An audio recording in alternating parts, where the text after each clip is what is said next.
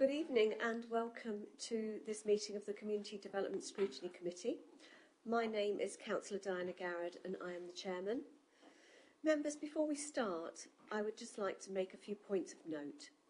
Please can I remind you that this meeting is being webcast. There is no fire alarm test scheduled for this evening, however, should the fire alarm sound, members are asked to vacate the chamber via the fire exit to the rear and assemble in the car park. As we move through the meeting, please can I remind everyone present to turn off their microphones when they've finished speaking. I'd also like to welcome a number of attendees to the meeting this evening. We have the following council officers in attendance: Emma Goodings, Louise Rain and Philip Taylor. I'm also expecting Olivia Washington to attend shortly, who is one of our market traders. Thank you all for your attendance this evening, and we look forward to presenting under agenda item 5. I'll now proceed with the business of the meeting. Agenda item 1, apologies for absence. Apologies have been received from Councillor Charlie Dervish and Councillor Jackie Pell. Don't believe there's been any other... No other apologies, thank you, Chairman. Thank you. If there are no more apologies, then I'll proceed to item 2, declarations of interest. Do members have any disclosable pecuniary interest, other pecuniary interest or non-pecuniary interest they wish to declare this evening? Please state the item and the nature of your interest. No, nothing? Okay, then I'll proceed to item 3, minutes of the previous meeting. Please can I have a proposer to approve the minutes as an accurate record of the previous meeting of the Community Development Scrutiny Committee on the 10th of August 2022. Councillor Mr Wright and Councillor Mrs Kilmartin to second. Thank you very much. The minutes have been moved and seconded as an accurate record. All those in favour please indicate. Thank you very much. The minutes are approved. Agenda item 4, public question time. Members, I can confirm there are no registered speakers for this evening's meeting, and therefore I will proceed to agenda item 5. Scrutiny review into markets and associated events in the Braintree District, our second evidence gathering session. Members, this meeting marks the committee's second evidence gathering session for the scrutiny review into markets and associated events in the Braintree District. As mentioned previously, we have a number of attendees joining us this evening. They are Emma Goodings, Head of Planning and Economic Growth, Louise Rain, Economic Development Support Officer, and Philip Taylor, Markets Superintendent, and Olivia Washington, who is one of our market traders, and I'm expecting Olivia to attend with us shortly. Phil was, of course, in attendance at the last meeting of the committee, and we are very grateful for his input once again. Thank you, Phil. To support members' evidence gathering, the officers have prepared a presentation for us. I will invite members to ask their questions of officers immediately following the presentation, unless the officers would prefer otherwise. Is that okay with you?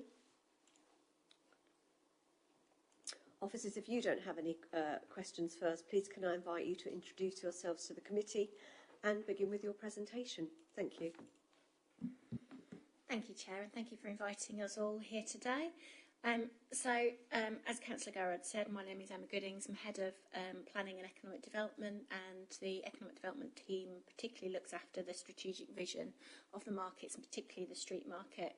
I'm joined by Louise Rain, our Economic Development Support Officer, who particularly looks after the street markets and events within the Economic Growth team.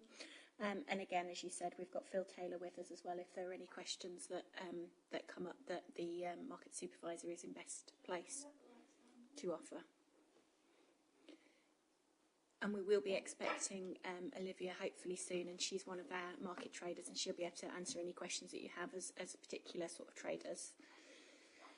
So what we've done today is we've put the presentation, it's a fairly short presentation, but we've broken it down into 3 parts really. The first part, just to give you a bit of a background of the street market, where it's come from, where the concept came from, and a bit, for those of you who don't know about the street market, what sorts of things that it does and how it looks.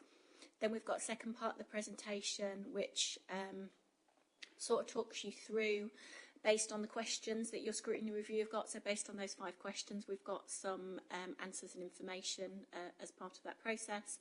And then finally, in the third part, we were able to watch the meeting, the previous evidence gathering session that you had. And we know with conversations with other officers who were in attendance, you had a number of issues that were brought up, which were said would be more suitable for the economic growth team to look at. So we've got a few answers to those sort of queries that were previously raised as well. But of course, if we do miss anything, please do let us know, and we happily answer those as well. So if you want to move to the first slide, please. So as I say, we particularly look after the strategic vision of the street markets, and as well as events in the town centre, in particular and most notably the Braintree Town Christmas light switch on event. So we thought we'd give you a little bit of background just about that street market concept, about what we've done and what we're doing, and how we're going through that process. So I'll do most of the presentation, and then Louise will pick up on some of the detail around how in practice the process works with the market traders. So as members will know, there's a real cultural change in the way that people shop, and therefore the way that people use their town centres. This was clearly in evidence prior to the pandemic, but has been accelerated in the last 2 to 3 years. Whilst the town centres in the district are not as hard hit as many other towns in the country, it has been identified as an economic development priority for a number of years that we regenerate the town centres and attract more footfall to them. So as you probably know from your own experiences, a lot of people no longer attend retail stores simply to buy something. They are looking for an experience, something that they can't get online, either to help them facilitate buying goods or to access local produce or suppliers which they may not be able to get online, or simply to use as an entertainment opportunity to gather with friends to enjoy food, drink and other consumables. And this is where the street market really came from. So over the course of the years since we first launched the street market, it's evolved and developed as we have learnt what people want to buy and the different traders that we've been working with over the years. But as a summary, for those of you who aren't very familiar with it, the market runs once a month in Braintree between March and December, with an additional Christmas market around December. It runs alongside the traditional Saturday market traders. And in the street market, really, I'd say we've got sort of 2 types of traders. We've got those that sell retail goods, often which they have made or produced or sourced very locally or at home. These could be craft goods or food or drink available to take home and use. And then we have those who offer food and drink for immediate consumption, again, often produced locally or by local residents. So these are often products that aren't available in supermarkets or traditional stores, or things that you may have access to available online. And so this gives the opportunity for people to source different goods. But we also have a number of bricks and mortar stores within the town centre who are now also bringing their shops onto the street markets so that they can benefit from the footfall and bring their goods to the attentions of a wider passing trade.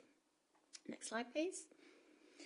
So the number and types of stalls we have differ from market to market, particularly with the street market traders, some of which are very regular and attend almost every session, but others can only attend where they can fit in. They may be attending other special events across the country, or often many of them have other jobs which they need to fit in their trading around. So this means that the layout for each market is slightly different and takes a really detailed amount of planning to do each month, and Louise will talk a bit more about that in a bit more detail. This includes people who need access to power supplies. We also have had situations in the past where we've had buses still running through the high street when we've had street markets. Obviously now we've resolved that through the current public realm scheme, but that certainly was a real impact on traders. The stalls generally are located sort of in the town centre. To give you an idea, we sort of start at the sort of Tesco end and work our way up through Market Square and up onto Bank Street. On busier days, we also have stalls that are able to run down the high street, sort of towards the fountain end of the high street.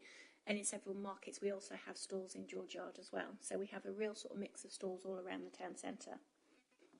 So as part of the street markets, what the council also does is hires a number of additional benches and seating. So this provides a sort of food court type atmosphere, with particularly located around those stalls that are selling food for immediate consumption. We also have branding, flags and boards, which are also placed throughout the town centre to aid the atmosphere, the marketing and the branding of the street market. And on some street market days, most notably, of course, Christmas, but on others as well, where resources allow, we've been able to source entertainment, either children's entertainment or music performers, which provide a sort of additional atmosphere and entertainment on the day. Next slide, please. So just here across these next 4 slides, if you want to just sort of scroll through them, these are just some pictures from some of the recent street markets, just to give you a sort of an idea of what the town centre looks like on a street market day or a Christmas light switch on day if you haven't been to them before. I would strongly recommend, if you haven't, to go along to the street market. The next one is on the 24th of September, I believe, because we just had one this past weekend, and that I think will give you a real flavour and a feel for the events. So that's the sort of background. We weren't going to go any more into the detail of background, but obviously we can take questions at the end. So I wanted then to move on to the particular questions that the scrutiny review has. And the first question was around the process, how we arrange markets, source traders, etc. And so I'm going to hand over to Louise, who's going to talk through how she works that process through. Hello everybody. I'm just going to run through from application stage onwards. We have applications that are received every week. These are received online via our website. We do offer a paper version if that's requested. We have a dedicated street market inbox where those applications are received. We then log them onto a spreadsheet and we open an electronic file to save their details, their certificates and pictures of what they want to trade. On the application form, we have a number of questions: what size pitch they want, what they're trading, will they need access to electrics, do they use gas to trade on their pitch, and then we can assess where we're able to offer. A couple of other things we do ask for is a public liability certificate that has to have a 5 million indemnity on it. And we also ask them just to attach any certificates for risk assessments, health and safety, etc. If it's a food trader, we do ask for a further form to be submitted, the food and safety form. This is then assessed by the environmental team. I will initially have a look to see if I can find them on the food and safety website. We do ask for a 5-star rating. And if they haven't been assessed before, then our authority will do that with them, and then it might take up to 28 days. But if they're good to go, then we'll try and get them on the market. We do also look at, we've had 100 applications this year. We do look at what they're trading, what we've got existing, and we try not to duplicate on the application. So if a trade is like for like, then we would look at possibly not letting them on, but we are looking to be a bit more flexible. Now the cost of living has changed and markets have changed. If we can have the same like for like, and we've got enough traders, we can place them at various points in the town centre. They don't have to be right next to each other.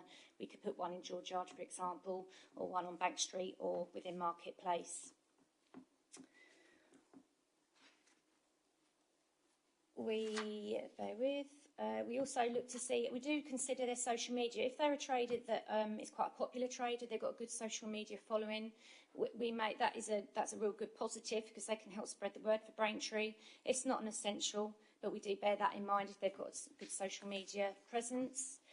2 weeks before the event, we will generate a market map. So we average around 30 to 40 traders a month.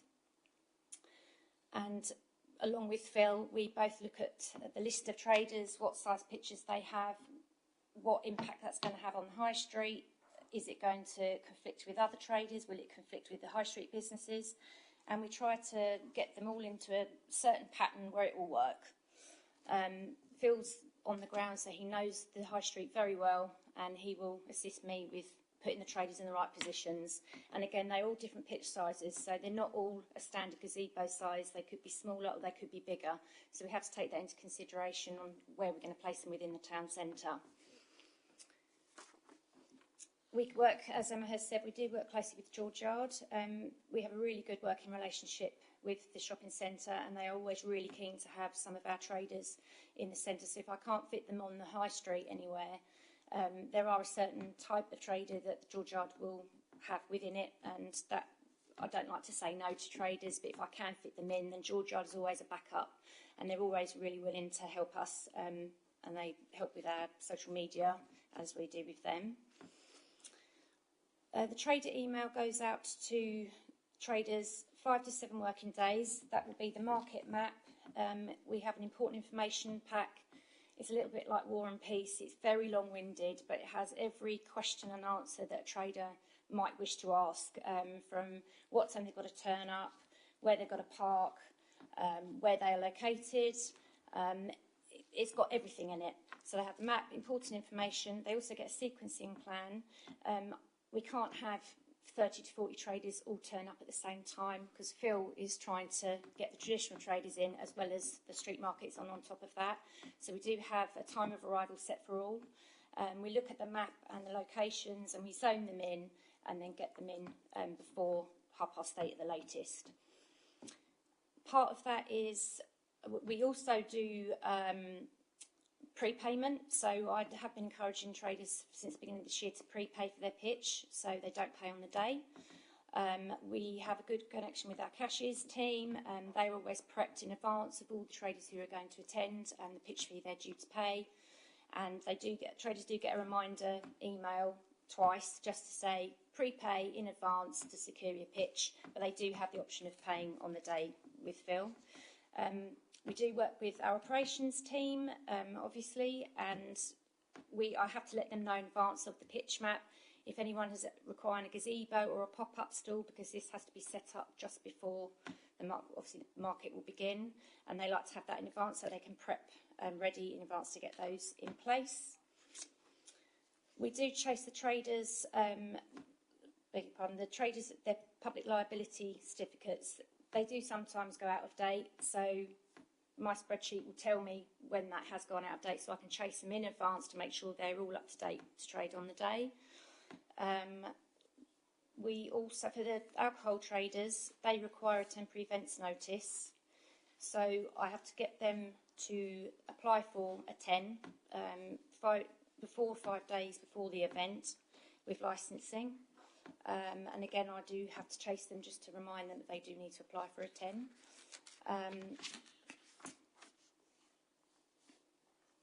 And we do check with licensing well in advance to make sure that they have applied and they are all good to go.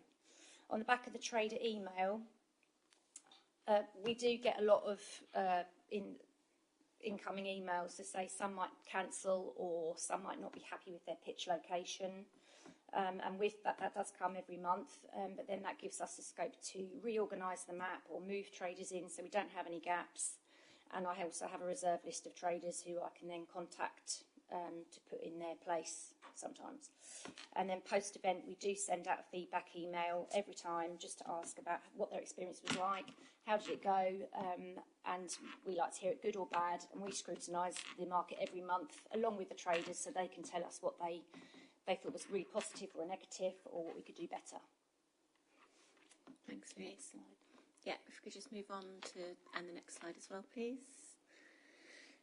So your next question around your scrutiny review is around advertising and promotion on our markets and events, but also what support was offered during COVID-19. So when we're talking about the support and marketing more generally, and then we'll move on to the COVID-19 pandemic in particular. So as sort of Louise has already alluded to, the whole team and actually many people in the council are often out spotting stalls and traders that we want to really attract to the town centre. So this could be those which are operating businesses in the district, for example, or producing food or drink in the district, which we might be aware of, which we could invite to attend.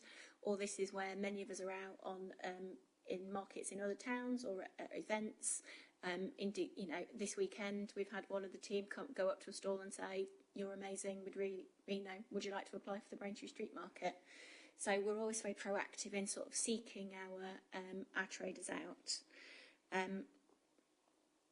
But in order to help and support new traders, so traders who may be dipping a toe into the water for the first time, as Louise said, we have a number of pop-up stalls which are sort of small market stalls, which are a sort of a starter stall really. So if you haven't got all your own kit and you don't want to invest in your own kit to start with, you can, for a higher charge, you can hire one of these, and Phil will set it up for you, and then you've got sort of something that you can trial trading on and see how it goes and see if you're making any money, and if it's something that then you want to bring forward and then perhaps invest in your own kit and things. And we also have a gazebo similarly that we can offer for that way, so people who may have sort of tables but don't have the sort of cover, particularly in the winter period. So in terms of the publicity and marketing, you can see on the slide there we've got some examples of the types of branding, the physical branding that we have in the town centres.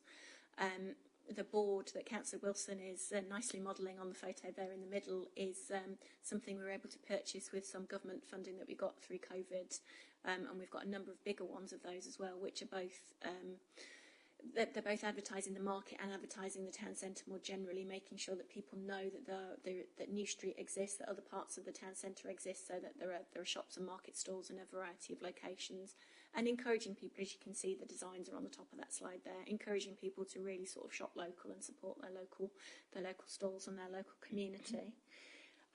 So the street markets from the very beginning have had their own branding, and that branding is what we use on our social media channels. They have their own sort of Instagram feeds.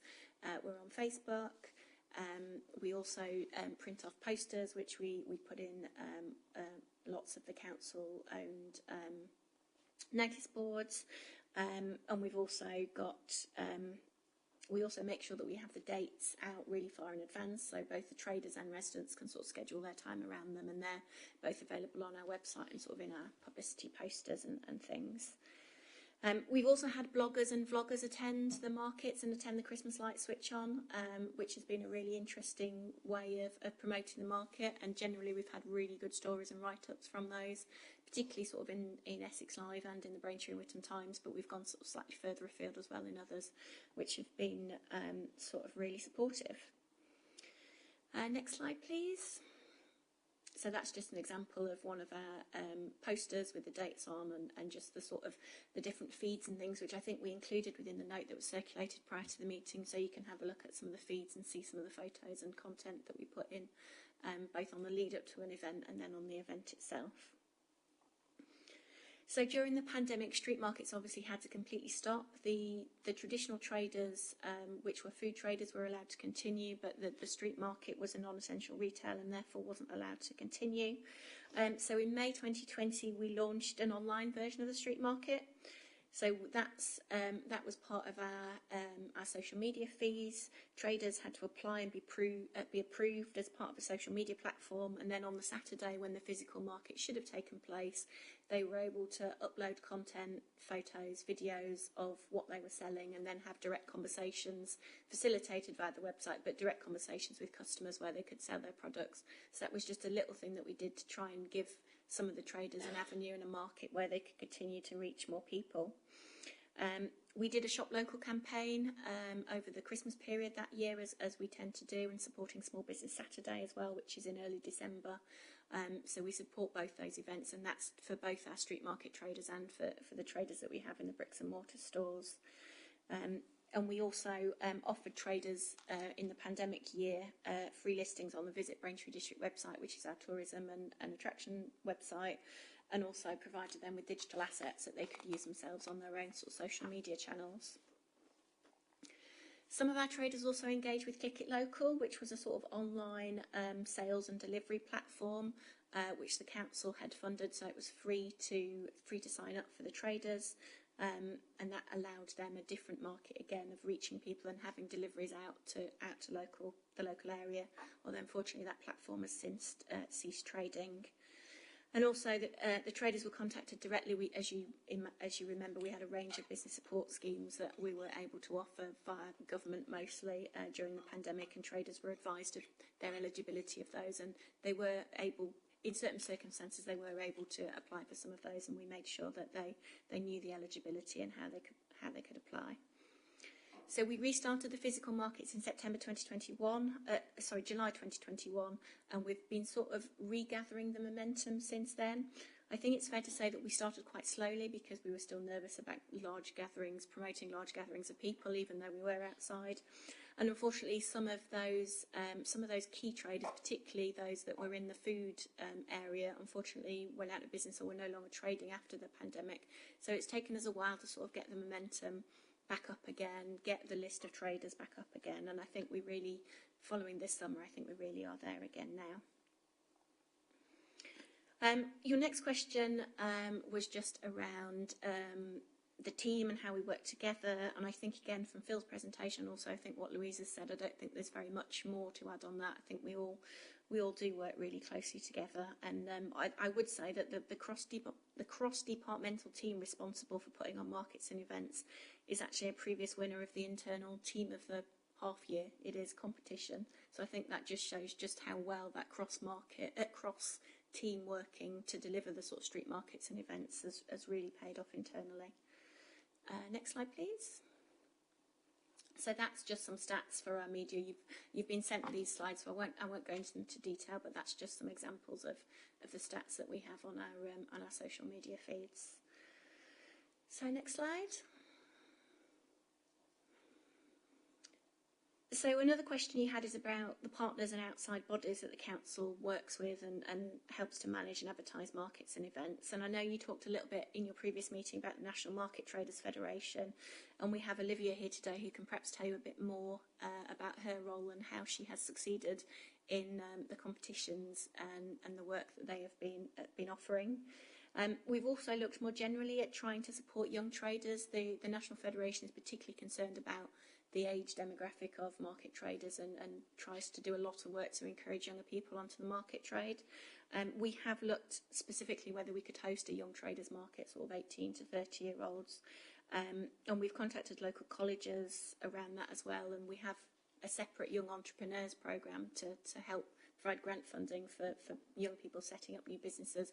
But we haven't got enough people in that sort of 18 to 30 bracket to make it work as a standalone market, but obviously we're very happy to accommodate them on the regular street market with the pop-ups and other things that we have available. We've talked about George Yard again, so I won't talk about them, but they are a key partner for us. We work particularly closely with them around Christmas, the Christmas light switch on. We always coordinate as well as the markets that Louise has already mentioned. So finally, I think your fifth question, I think, was around the impacts of the markets on the local area and communities and public transport, etc. So one of our reasons for putting the street market together was to bring a real community feel back to Braintree Town Centre. And I think we really think that that's achieved that. I think if you go around the street market on a street market day, you'll absolutely see groups of local people in the community coming together, sitting down, having a drink, having some food, and really sort of chatting and getting to know each other, having those conversations again. So we really think it has a real benefit to the community in the town centre and also in the wider town and district. In terms of the transport provision, obviously we're not the public transport provider, but this now remains unchanged on market days. So in the past, as I've alluded to, buses, the high street was available for buses and buses were diverted on certain street markets to a different route. But since we closed the high street completely to traffic, that now means that the bus routes are completely unchanged on a market day. So we've got the new bus park or the bus stops in Rain Road, which are probably just a few minutes, less than 5 minutes walk each from the entrance points to the market. And we've also got cycle parking, again, at sort of either end of the town, as well as the car parks, George Yard, etc. So we've got sort of that. They're sort of all on the sort of edge of town, so then you can leave your vehicles or your bikes there and then walk into town to see the market. So, as I said, I think finally there was just a number of things that you raised at the last meeting that I thought might be helpful just to go through, but we may have missed any more of them, so if we have, please do let us know. So first of all, I know you spoke about counting footfall in the town centres, about how we monitor the success of the markets and counting footfall. So the council did have footfall counters in the town centre for about 5 years. These were provided by a third-party company, and they cost about £10,000 a year. So during the pandemic, the contract came to an end and we didn't renew that contract with them, mostly because of the cost, but also because sometimes, particularly on a street market day, the accuracy could not be there because it was a sort of single laser beam line, and if a trader sets up a stall which impacts on that line, then it wasn't counting the people sort of going past properly. So we didn't continue that at the moment. But what we do have, we're working with one of our tenants actually in one of our enterprise units who's developing some sort of footfall counting software, and we've had a couple of conversations with them, and it may be that we're able to work with them to trial their sort of software, benefit for us because we get the data, and benefit for them because they get a sort of real life example of how their software works. So we are sort of looking with the IT team and others at whether we can make that work as well. We do get sort of general data, so the company that previously provided us with the footfall data, we do get general data from them sort of weekly. It's obviously not as detailed as the data that we paid for, but it sort of gives you a general picture of the country and what the footfall is doing across the board. But generally we're reliant on the likes of Phil and others who are down at, in town at the weekend to get a feel for whether we think the footfall is up or down compared to usual Saturdays or sort of usual markets. You asked about the difference in traders between Whittam and Braintree. So we haven't done any formal research on this, but in 2019 we'd had a successful rollout in Braintree, so we wanted to do the same in Whittam. So we had 3 sort of summer dates that we thought would just sort of be prime dates that we wanted to roll out and see if the concept would also work in Whittam. And we invited all our sort of existing traders to attend. What we found that there really is a different demographic and a different set of businesses within Whittam Town Centre already. So actually, some of the stalls and traders that worked really well in the Braintree street market didn't work well in Whittam, and sort of vice versa. So, for example, it may be that some of the food traders didn't work as well in Whittam because Whittam has probably already got more offer in that than perhaps Braintree Town Centre does. So there was a definite difference between them. We did want to continue to put the street market on in Whittam at least sort of a few times a year, but there are difficulties in the physical environment in Whittam. So we don't want to put stalls where they block entrances or views to shops. Obviously, those people who are occupying those units don't want to be completely blocked out by a stall, and so they don't feel like they'd get the passing trade. And where we have got the open space, as it were, it's not necessarily got the footfall that some of the main areas have, so it doesn't sort of support the traders. We're also a bit more constrained into, because we're in a privately owned centre, about what traders we can get in the same way with George Yard, who they don't want competition for their existing tenants. We have the same situation in Whittam, so it does mean that we have to be a bit more careful around the traders that we can offer. But ultimately, we sort of pushed it out, and we found that traders just weren't interested in the end. And I think, this is ultimately their businesses, and they're making a business decision that if they don't feel, and it's the same with the Braintree Street Market, we have people come on and they try, and sometimes it doesn't work, and therefore if they're not making money, then they don't want to continue to trade, and there's unfortunately very little that we can do to help that, because it is a sort of commercial business decision. So you mentioned branding. We spoke about branding more generally. I know at the last meeting it came up about having branded stalls like you see in Chelmsford, or with the sort of Chelmsford market on them. So we expect our traders to bring their own market stalls, and you can see from some of these photos and others that we have a real range of stalls. We have a range of sizes, but also particularly on the street market, we have a lot of converted vehicles, particularly on the food and drink traders. We've got, converted horse boxes. You can see there's a Land Rover on that one. There's all sorts of different sizes and shapes, which I think we feel really adds to the character of the street market. That's not to say that you couldn't do sort of, branded stalls. It might be a question that you wanted to ask our trader, but it would come at a cost to the authority in terms of a capital cost of that. It would also come at a sort of resource cost around. We'd probably be expected to set them up, store them, maintain them, etc. So there would be a capital cost and a continuing cost of that. think finally you also talked about a farmers market at the last meeting.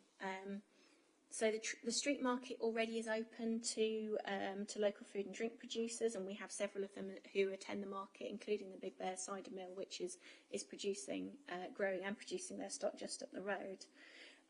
With the government funding we secured through COVID, we were able to hold a specific food and drink market in February this year, which really went down well. It was well received. It wasn't specifically linked to sort of local produce in the farmers market style, but it was particularly a food and drink market. And as I say, that went down really well, and the traders were really supportive. But we've continued to investigate the opportunities for a farmers type market. Louise has been in touch with Essex Young Farmers before to see if they had any insights or interest in bringing some stalls or something into the market, but we haven't really received too much feedback. I mean, the other option for markets is you can pay a company to bring in a stall, to bring in a continental food market or a farmers market, but what we've found is A, those are very expensive, and B, there's a sort of national companies who are coming sort of from one place to the other, so you're not necessarily getting that local feel that we really think. We were just talking in the office before we came down, and we think probably about 80% of our traders are really local. So, you know, we are really supporting local people and local businesses. So hopefully we've picked up most of your issues. Hopefully that's been informative, and we are very happy to take any questions. And of course we have Olivia here, who's very happy to take any questions as well from a trader perspective. Well, thank you very much for your presentation. It's very interesting. Members, before I invite you to ask questions, please be reminded that questions should be based around the terms of reference for the scrutiny review, and as it is intended that the information collected will contribute towards the committee's evidence gathering. Do members have any questions? Councillor Kilmartin?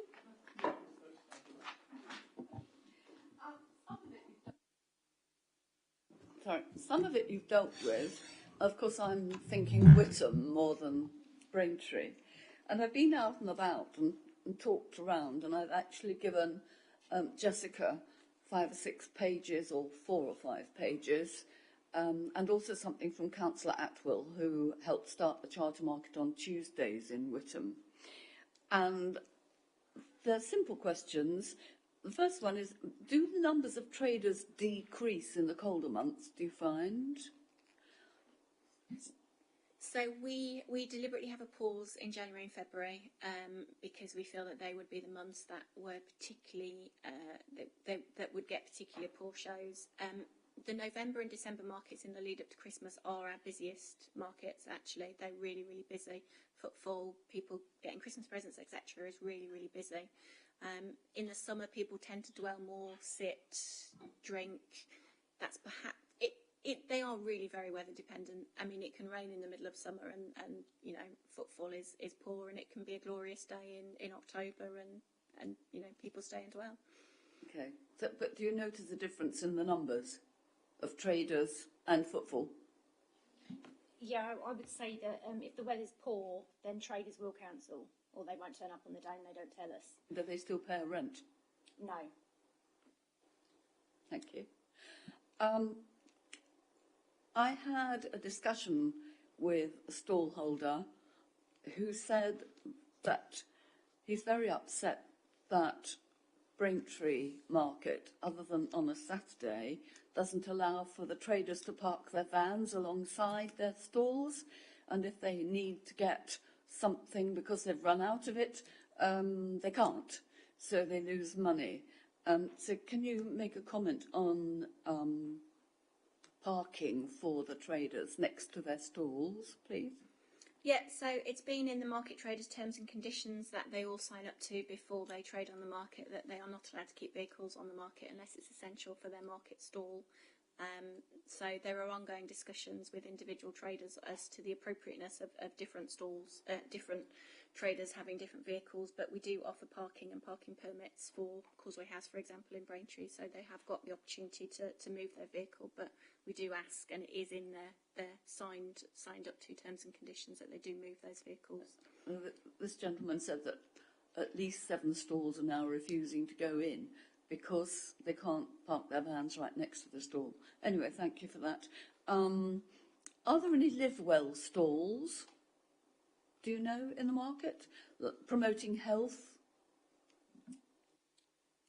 So we have, so from a council perspective, we have supported various members of the Braintree District Officer community who go out and promote different things. So, for example, when during COVID we had the COVID marshals who regularly had a stall on the markets, who were able to give out the testing kits when they're available and things like that. We've had things like GigiClear, the broadband provider, and DigiGo, who are running the digital minibus. I know that's not health specific, but we're running sort of some community sort of focused ones, but I don't believe that we have a regular health stall. No, we do get local gyms who, like Bannatyne, for example, or Fusion. They will advertise to join as a member to their gym, and they'll have trial exercise classes to try and promote people to sign up to their gyms. So we do have that. I'm extremely keen that young women know how to make a bowl of soup, and they don't know. So something like a soup making stall, which is health. You know, there's all sorts of other kind of health making things, but that would come out of the council itself or the charity. And my last question is, you talked about Witham and its problems with its street market. We do very well with stalls down the Grove and in Newlands. The street, Newland Street itself is always very difficult because so much traffic goes up it. But I will say that at Christmas, our then town clerk had a real go and managed to get Newland Street closed. We had over 10,000 people come out. Councillor, I know it was a Christmas night. You Yes, a district council, not for Witham, but for Braintree. Thank you. But could you not put that into other months of the year, closing Newland? So, as you alluded to, it is in the same way that we had the problem with Braintree originally, which was omnibuses. Newland Street is the main A12 diversion route, which means that ECC, who own the land, who own the road, as you know, are very. It's very difficult to convince them that you have a reason to close that street, and they are very nervous. I don't think we can commit so. to a course of action this evening, can we, on that subject? No. Thank you. Councillor Corsina. Thank you, and thank you, Tim, for that detailed presentation. I have a few questions on data. You said traders have to apply for each of the market days that you have. Are there regulars, and how many regulars have you had since July 2021? So yeah, on the application form, they get to choose what dates they want to apply. It's hard to say what percentage are regular. I'll give you a figure of about 60% roughly. Would you concur? Yeah, 60% are ones that have been with us for a long time and they come regularly. The rest they might book on for 2 dates or one. It just depends. But 60% are regulars at the street market. Is there a package for regulars, so to entice them to come all the time? We don't currently offer any discount for bulk purchase of events, no. Thank you. Thank you, members. Any more questions? No? Councillor Wright. Yeah, two of my questions have been asked already anyway, but on the regular Councillor Wright. Councillor Wright. I think you're...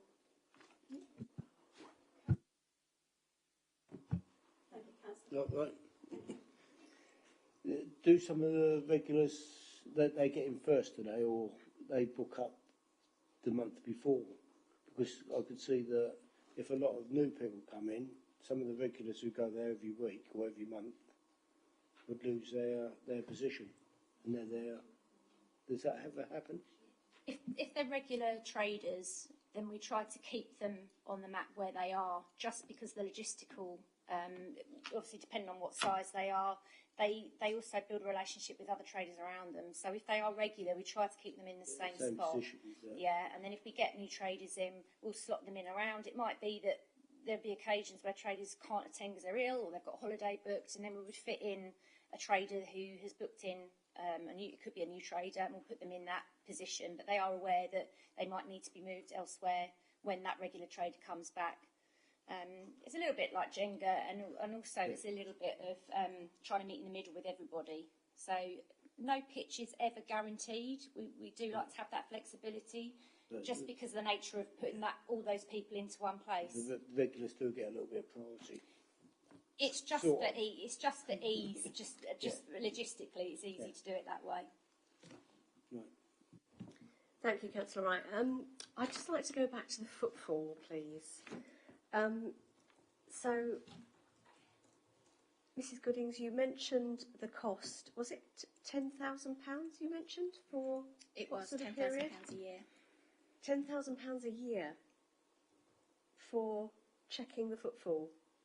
Yeah, so that would give us daily footfall measures, which we then received weekly in sort of weekly and monthly summaries, and it then gave a comparison between ourselves and other places that they also had footfall counters. So, and it also sort of gave you your footfall is up 20%, and the national average was only up sort of 10%. So you could see how you were. It was a very detailed level of data. If the footfall counter was accurate, it was a very detailed level of data. So you were getting it every day, so it wasn't just specifically for the markets then?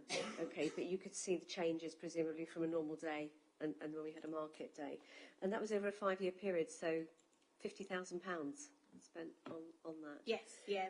And then you mentioned that you were still collecting some data from the same company, is that right? And how much was the cost associated to that? So I think they continue to try and persuade us that we should, as part of their marketing. So they provide Louise with some sort of more generalised data around sort of national trends and things, but it's not sort of specific to Braintree. It's just sort of saying, nationally footfall is up compared to 2019 or the same day in 2020, that sort of thing.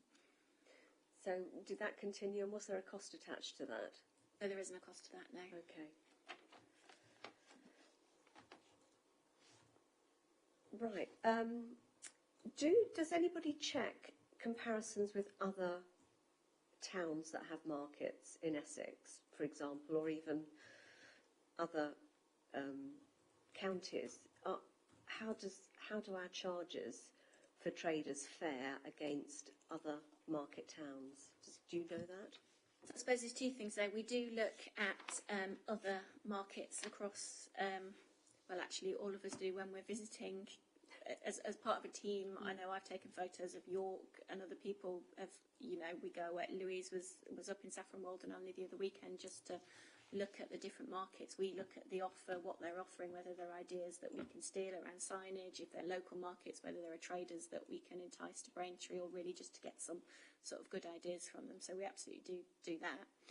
From a charges perspective, this may be a question you'd like to ask our trader, but a lot of places can be very protective around what they're charging for traders, particularly if they're private operators of companies. So that's not information that it is really easy for us to get.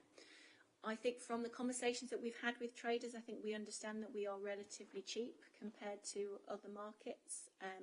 And of course, it's a real balance, as always, between having a price that people are willing to come and charging people too much and then putting off traders. So I think it is a balance, and it is something that is quite difficult. But I don't know if Olivia, there's anything you wanted to say just generally about sort of our charging.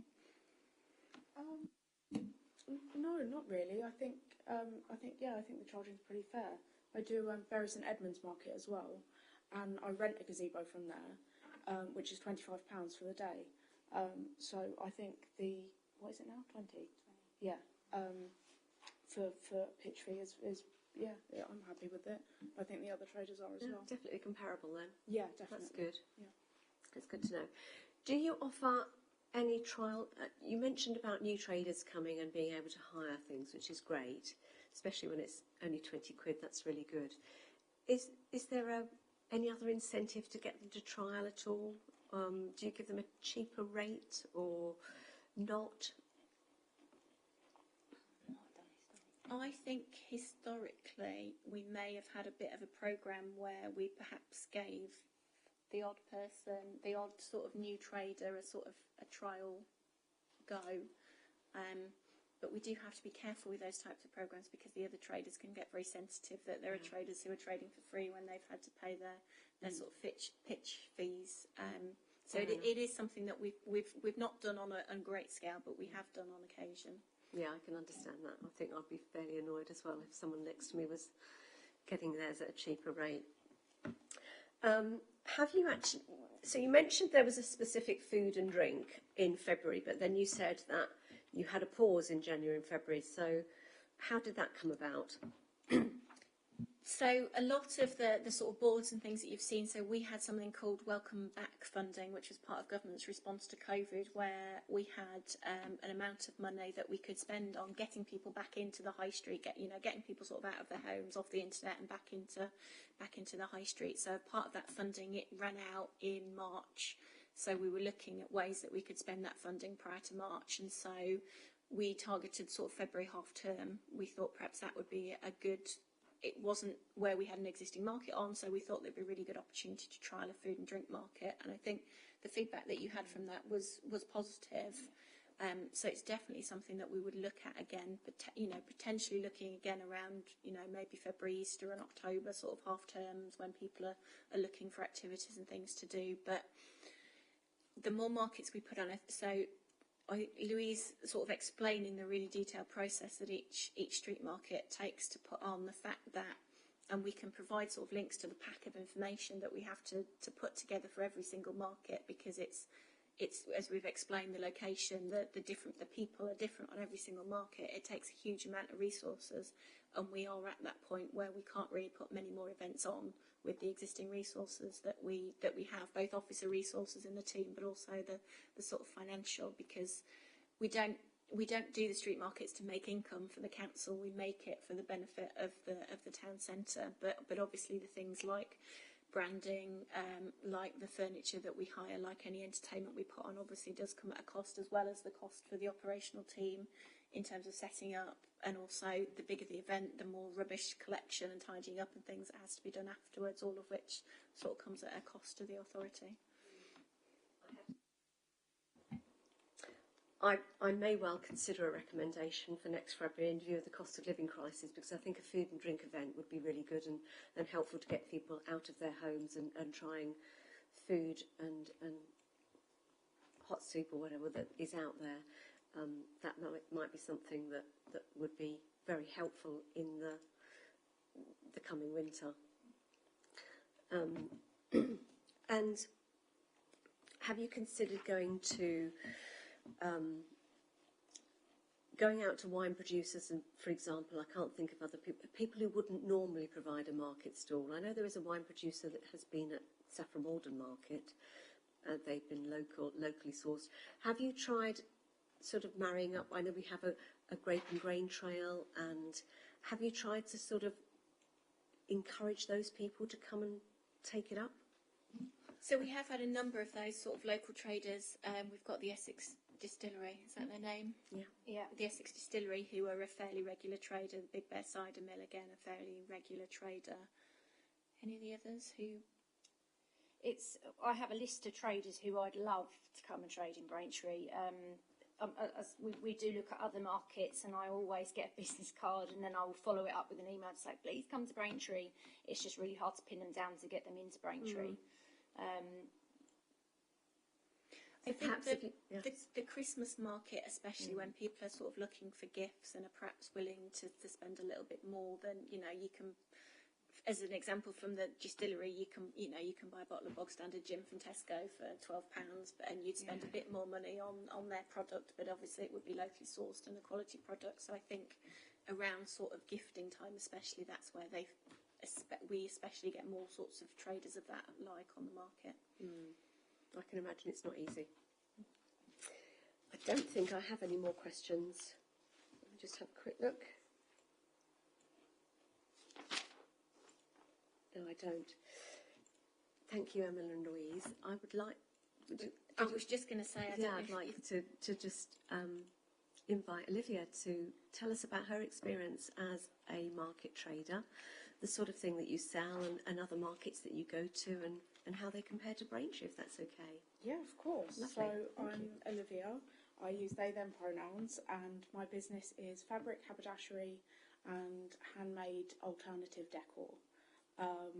So I started out with fabric. I've been sewing since I was 8, so it's always been sort of in the family, in my life. And I thought, why not do it myself? And so I started at the end of 2018, and then I think my first or second market was the Braintree Textile Fair at the Town Hall in 2019, and that was an amazing day. I loved that day. And then I started on the street market, and I did do Witton with the during those 3 markets, but it was just not comparable at all to the takings from Braintree, and it just wasn't viable as an option.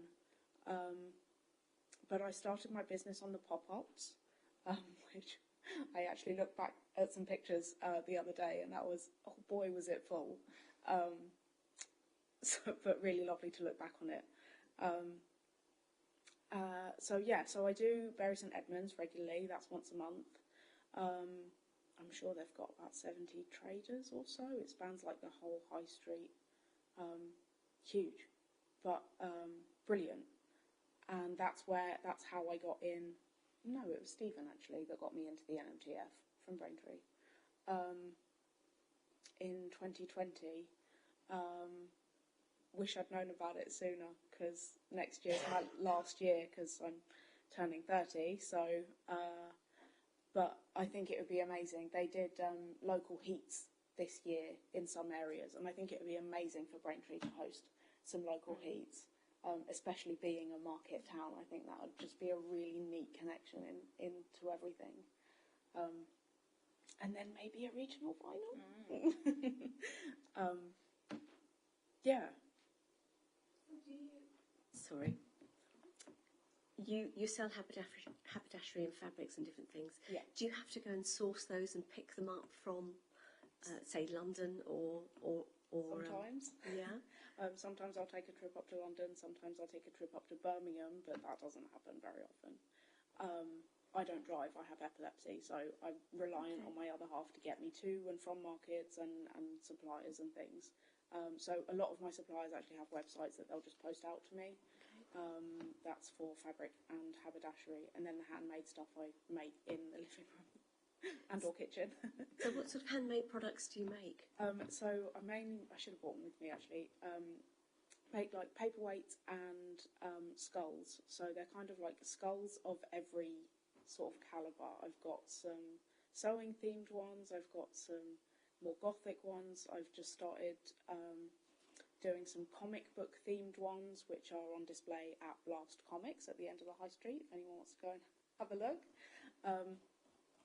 Yeah, so it's kind of like a whole separate thing. I had a bit of an identity crisis, hence the Olivia's Oddities versus Curiosities, because I was going to keep my resin and handmade stuff separate, but it was getting too complicated for me and too complicated for you guys and too complicated for customers as well, so I kind of just merged them. And that sounds really good, because it's not something that we would get in a supermarket or a shop locally. No, so exactly what Mrs. Goodins was talking about was getting a variety of things to come to our market, so it sounds really productive.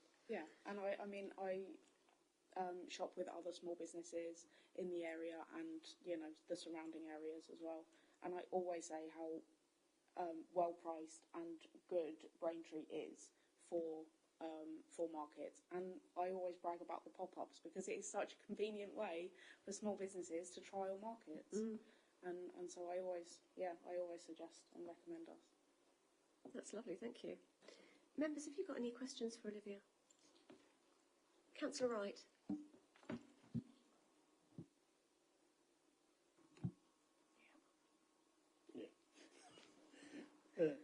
On the competition you went to, Young Trader, you said there's regional finals. Do you have to go and produce your stall there and actually set up a regional market sort of thing? Do they? Yeah. Do they just judge you what product you're doing and how you set your stall there? So you have to apply, I think it's like February time, online, and they get hundreds of applications. So then they decide whether you've got through at all. So then you have to do the local heats. Sometimes this year we did.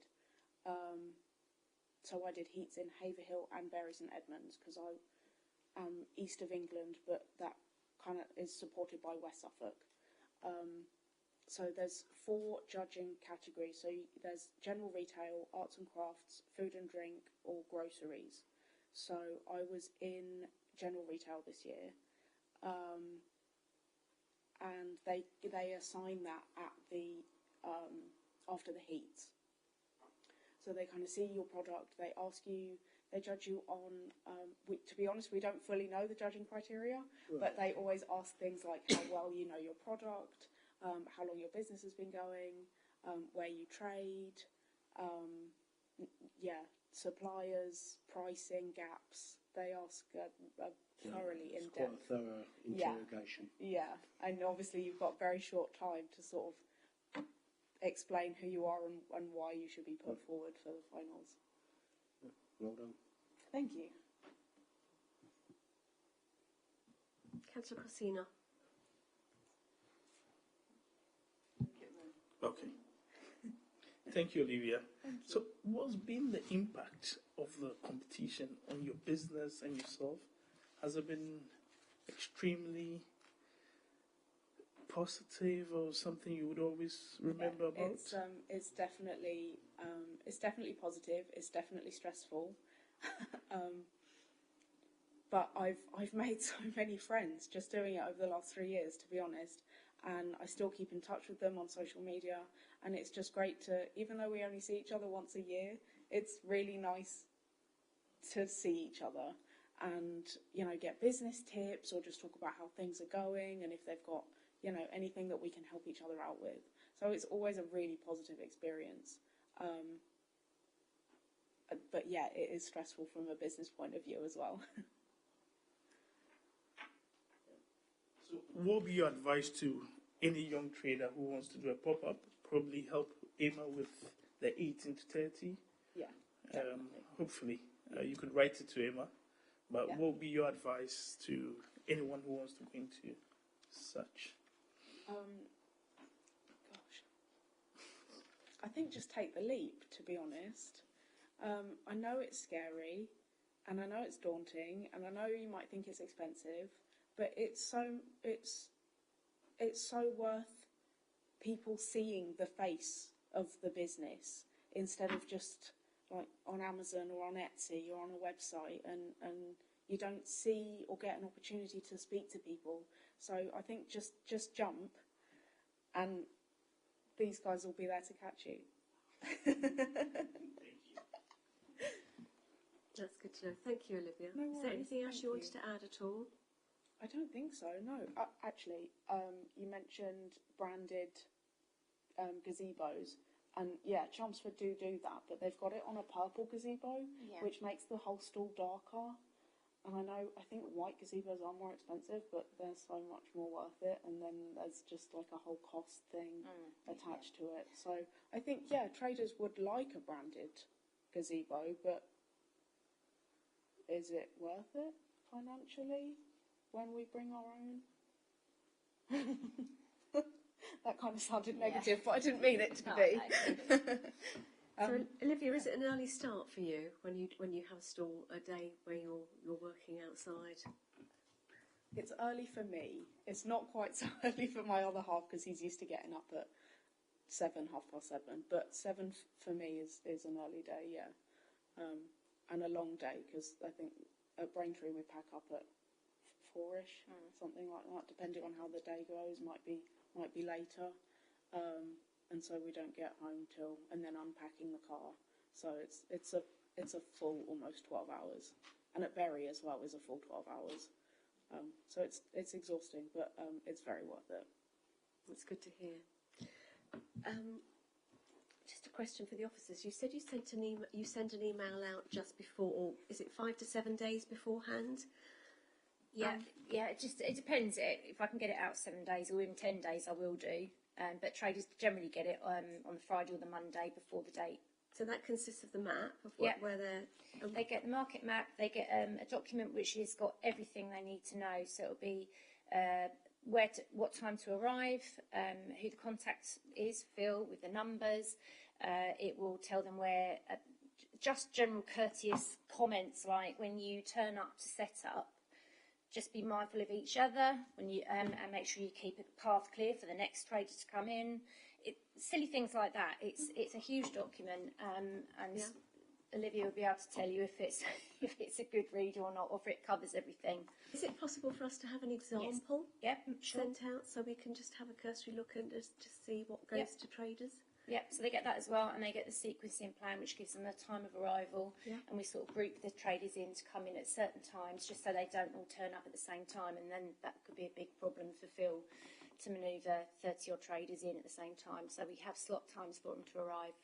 Okay, that would be good to see that. Particularly on a Christmas market where we might have got 80 to 100 stages, plus we've got the big stall, plus we've got entertainment in. That is a massive piece of work to try and work out where all those traders go, and then how to get them in, and then how to get them back out again safely at the end of the day, whilst also maintaining, obviously we have to have emergency services routes and everything through the town. We have to make sure that fire engines can get into distances and ambulances and everything. So it is a huge piece of work to do that, and we can we absolutely provide you an example. It is literally organising an event, isn't it? Yeah. Do you is there a requirement for you to have any emergency services on site, first aiders or anything like that for those events? Or?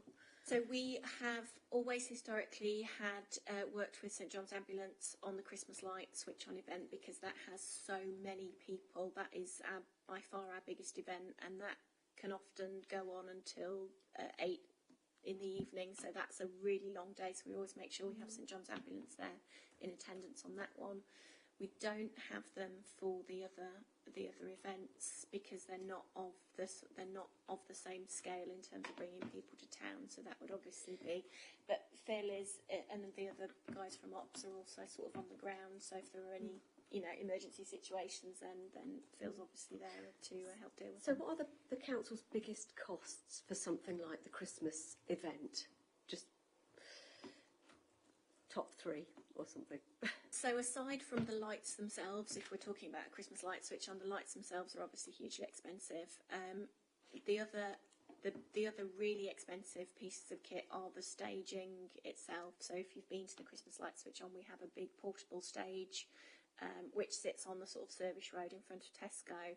So that obviously comes with lighting, sound. We normally have a couple of radio presenters who sort of compare the sort of later part of the day. So that's the most expensive part. The tree itself is also very expensive. We do source it locally. It comes from Elvedon Forest, so it's not come from very far away. So we swap suppliers in the last couple of years so that we are getting a really locally grown tree. But that is surprisingly expensive. And then probably they're probably the 2 very expensive things. And then the sort of, if we're putting on entertainment, paid for entertainment, that can be really expensive. And I think depending on the sort of entertainment, for just a few hours, we can pay anywhere from 400 to 1,200 for something, a relatively simple entertainment. And the income from this event, is that just the market traders themselves, or what other income is there? Yeah, so largely it's the income from the traders. We quite often work with the town hall, and they might be putting events on or having a bar on in the town hall or something. So they would also that also costs them to put the event on, but then they also can bring an income stream in. But yeah, in terms of that, they are events that cost the council. They're not making the council any money. Is there a data sheet with the costs of the last Christmas event, for example? So we have just been working at budgets for the next Christmas event and the previous ones, and including the lighting itself, it will cost between £20,000 and £25,000 to put the Christmas light switch on event and the lights themselves on. That's the sort of scale of which, to give you a feel, that is almost a quarter of my economic development revenue budget for the year. Really? Yeah. So that is a really big investment of the council.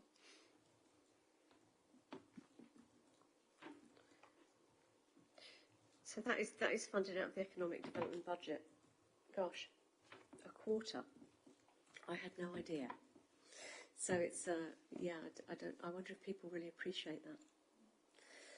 It's really interesting to know. But if you've got any costings or any data surrounding that, that would be really interesting to see. Yeah, we can absolutely have a look at. We can dig out. We were looking before we came down in terms of sort of to give you an idea of the sorts of general income from trader sort of fees that we could get from a market, which we can sort of have a look at. Because this is about events as well. It's not just about markets, but do you also have to try and think of different things to do every year so that people don't get the same old, so that they're encouraged to attend? Yeah, so we have, sometimes we do a similar thing but on a different theme. So we have, generally, because we found that the businesses in the town centre have really liked it, is do a Christmas trail around the different shops in the high street, and we've tended to do that on different Christmas themes. So we've had elves, and we had gingerbread men last year, and we've got snowmen this year. So that there's a few things like that which people find really nice that we've been able to sort of tweak each year but continue. But then there are things like last year, for the first time, because we had a bit of extra funding from that government funding, we put a big snow globe in the high street, so people could go in. Because we paid for it, people could go in for free, and the snow sort of blows up and you can take really nice photos, and that was a really, really big attraction for children, especially sort of in the town centre. And the Coca-Cola lorry, is that something you considered, or is that something that is hugely expensive to have? Has anybody thought of that one? We've looked at the Tiptree Jam bus. Yeah. Tiptree have a bus. So they were due to come, the pandemic year, they were due to come to the high street, and we had a spot picked out for them and a date, and unfortunately the pandemic cancelled that one. So we are always on the lookout for any opportunities that we can get to bring events in. Yeah. We did things like in February, we did do something around health. We had the smoothie bike, I think, didn't we, on the high street? So give people the opportunity. You bike a bit. That runs a generator, which runs a smoothie maker, which gets you sort of a smoothie at the end of your journey. That sort of thing. We've done a bit around history. Working in partnership with the museum is something that we've done quite a lot of. We've done summer trails in the past that have linked into whatever exhibition the museum have had on. So, for example, when they had Wizarding World on, we had a similar sort of theme trail across the town centre. So we work really closely with the museum, because the museum, the Warner Archive are really big attractors to Braintree Town Centre that we want to work with and promote as well. Have they done a Victorian themed market or anything like that? We haven't done. We had some Victorian living statues, didn't we? Yeah, we did. As part of the Jubilee celebrations, we were sort of working back through royal history. So we had some royal statues, which I think went down really well, but they were quite expensive. Okay, so any further details you've got about the Christmas market, that is something I'd like to look into.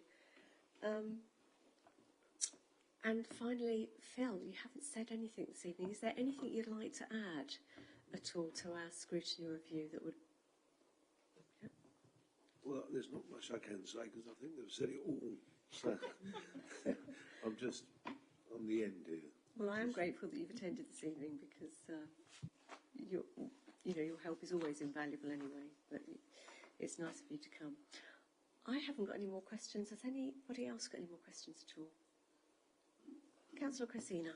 Yeah. So, what's the timeline for the software being built?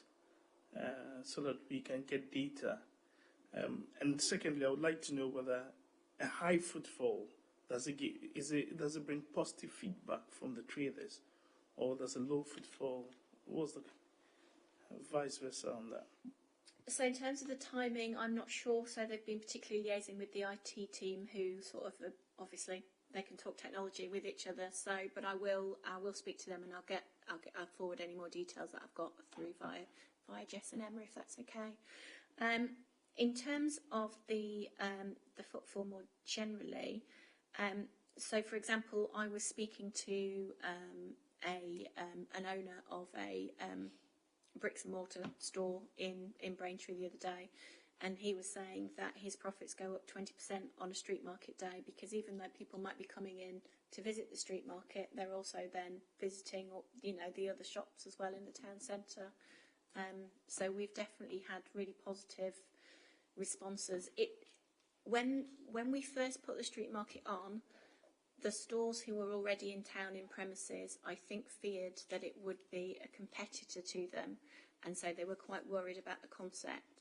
But actually, what we found, and sort of one of the biggest objectors, for example, then during COVID, was emailing and ringing saying, when are you putting the street market back on, because we need the footfall back. So I think they gave it a chance, and actually they really see the benefits of it for their own businesses as well.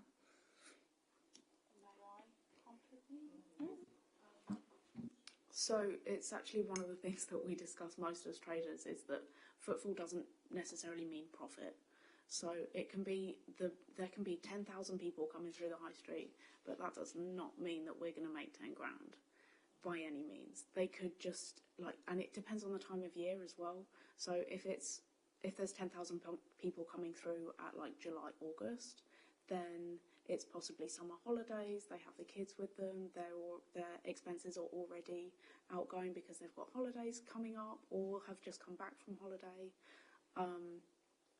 But then, it could be, we could get 2,000 people at Christmas and earn 10 grand at Christmas.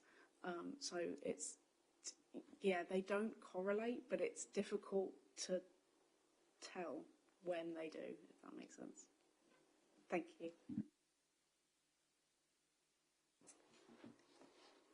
Right, thank you, members. If there are no more questions on behalf of the committee, I'd like to express my grateful thanks to the officers and to Olivia for their time this evening and for their contributions to our scrutiny review. We will update you as to the review's progress and copy you in once the final scrutiny report has been produced at the end. Thank you very much. I'll move on to agenda item 7, urgent business. Members, I'm not aware of any urgent business for this evening's meeting, and since there is none, this concludes our business for this evening. Please be reminded that the next meeting of the committee will be on Wednesday, the 19th of October, 2022, starting at the usual time of 7:15. And if you have any recommendations at all, would you please send them both to myself and to Officer Jessica Mann, please, for inclusion into the report. Thank you very much.